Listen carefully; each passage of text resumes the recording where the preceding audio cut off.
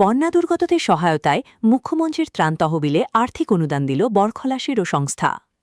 অসমে ভয়াবহ বন্যায় ক্ষতিগ্রস্ত মানুষের পাশে দাঁড়ানোর উদ্দেশ্যে মুখ্যমন্ত্রীর ত্রাণ তহবিলে আর্থিক অনুদান দিল বরখলা সামাজিক সংগঠন বরখলা সেরো সংস্থা। বরখলার বিধায়ক কিশোর নাথের হাতে বন্যা দুর্গতদের সহায়তায় আর্থিক অনুদানের চেক তুলে দিলেন বরখলা সেরো সংস্থার এক প্রতিনিধি দল।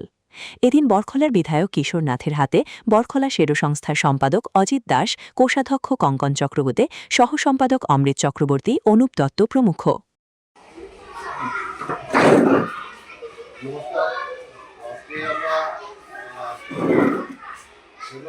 পক্ষ থেকে একটা মহল্লা প্রস্তুতির পক্ষ থেকে আপার সামনে যে বন্যা পরিস্থিতি সেটা লাগে কিছুদিন পূর্বে আমাদের ক্লাবে সব মেম্বাররা আমরা বলছিলাম যে ভয়াবহ যে আপার সামনে যে পরিস্থিতি বন্যা পরিস্থিতি সেই জন্য আমরা সব মেম্বাররা একটা কন্ট্রিবিউশন দিয়ে আমরা আজকে যে বন্যা পরিস্থিতি তারই কারণে আমরা বন্যাতে সাহায্য করা লাগে।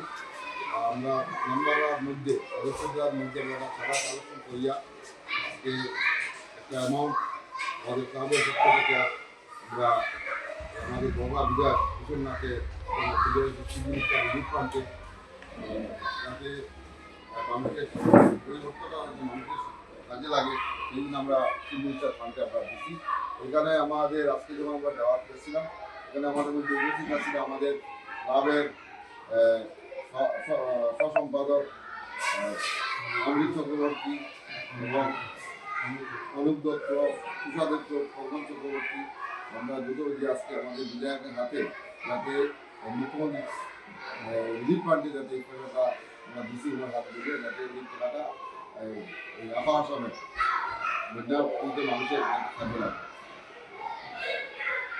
আমরা সব ক্লাবের অন্যরা এটা কন্ট্রিবিউশন করার চেষ্টা করি। সব ক্লাবের আমরা মাত এই যে ভয়াবহ পরিস্থিতি কত টাকা দেওয়া হয়েছে? আমরা 10,000 টাকা দিয়েছি।